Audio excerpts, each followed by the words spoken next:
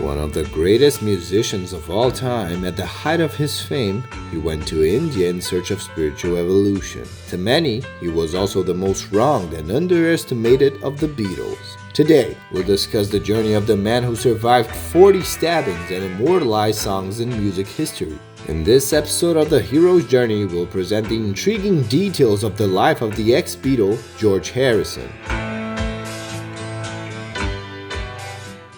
Every hero, before fulfilling their personal legend, typically lives an ordinary life in their ordinary world, and this was no different during George's childhood. Born in 1943 into a working-class family in Liverpool, George Harrison grew up in a humble neighborhood. His family was Irish. His father, Harold, was a bus driver with a passion for music, and his mother, Louise, was a homemaker. Besides them, George was the youngest of 4 siblings. From an early age, music was deeply rooted in George, influenced by the music played all day on the radio, especially by one rock singer, Elvis Presley. Elvis's rock and roll, which dominated the airwaves in the 1950s, had a significant impact on many young people of the time, including Harrison. It was with this musical stimulation that George struggled to buy his first guitar, with the help of his father, who saved for months from his modest salary to gather enough money to give it to his son. The guitar Enigma, made in the Netherlands, was not high quality, but for George it represented an opportunity to express all his musical talents.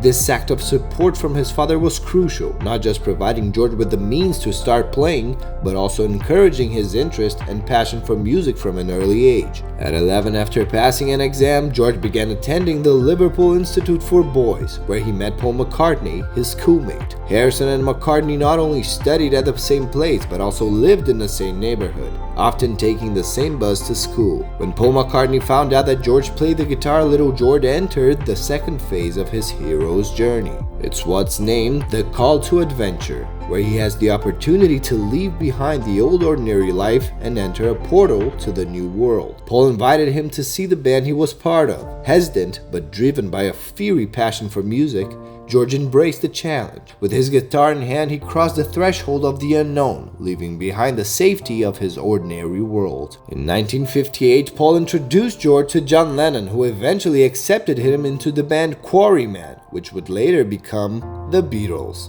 In the early days of the Beatles, he was seen by the other group members as a kid due to being the youngest among them. For this reason, George was somewhat sidelined at the beginning of the band's success, even though he was the lead guitarist. Initially, the Lennon-McCartney partnership dominated the Beatles' songwriting, with the duo producing the vast majority of hits that catapulted the band to stardom. This dominance by Paul and John in composition left little room for Harrison's contributions. In the first years, Harrison's compositions were often received with less enthusiasm by Lennon and McCartney, and he struggled to have more than 1 or 2 of his songs included in each album. He became very upset and frustrated by the fact that his compositions were often overlooked, which generated a perception among the public and media that he was the quiet Beatle, and third in relevance in terms of musical contributions, behind the more visible and commercially successful partnership of Lennon and McCartney. Despite this unfortunate situation, our hero continued fighting the good fight,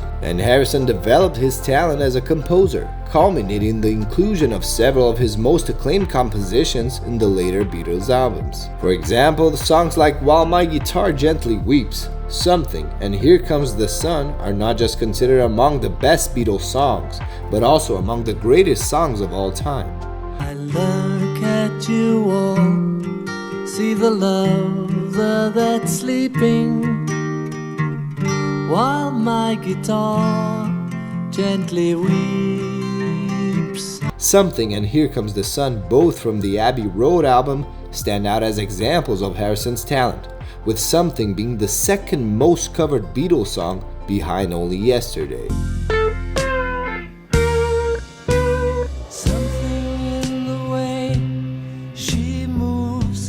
The world's most famous band also suffered from various types of villains during their journey in music. After the death of manager Brian Epstein in 1967, the Beatles faced a period of uncertainty and growing tensions. Epstein had been a central figure in the managing of the band, acting as a conflict mediator and advisor to the group. His death left a void among the band members and contributing to an increasingly tense environment. Without Epstein's unifying leadership, each band member began to seek more autonomy for their personal interests and projects, which often conflicted with the collective work. Moreover, George was also quite annoyed and dissatisfied with Yoko Ono, John Lennon's wife. This was because she became a constant presence during the Beatles' recording sessions for the White Album. And as George mentioned in his diary, he was very bothered by the fact that rehearsals were often interrupted because of the couple's quarrels and discussions, which took away the harmony of the environment.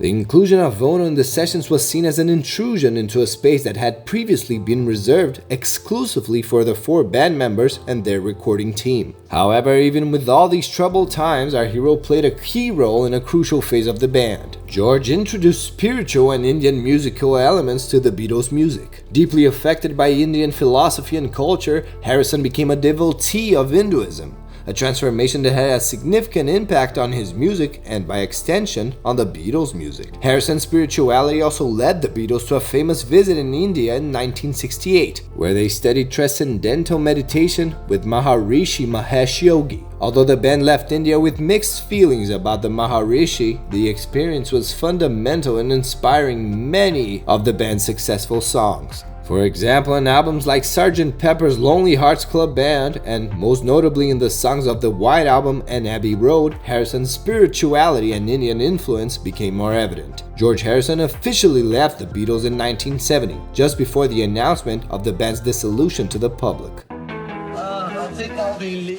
leaving the band now. When? Now.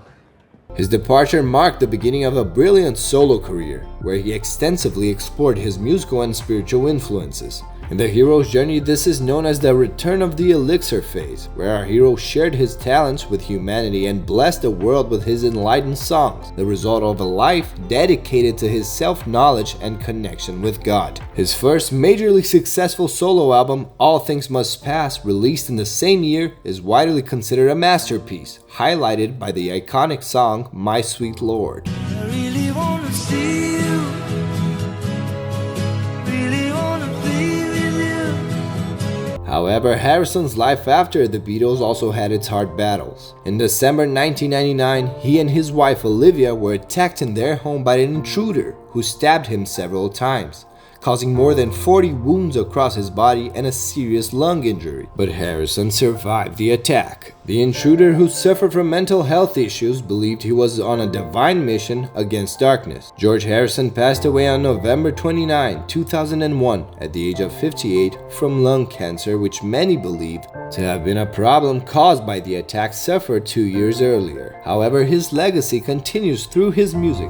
Even several years after his death, many fans still consider his songs to be the most beautiful of the Beatles. But what about you? What's your favorite song by the ex-Beatle? At least there's one thing we can all agree on. Definitely, he was a true hero. Well, if you enjoyed this video, give it a like, and if you enjoy inspiring content about ordinary people who became real-life heroes, then please, Mr. Postman, subscribe to our channel now to receive new episodes of The Hero's Journey. That's all for today. I'll see you next time. I really wanna see you.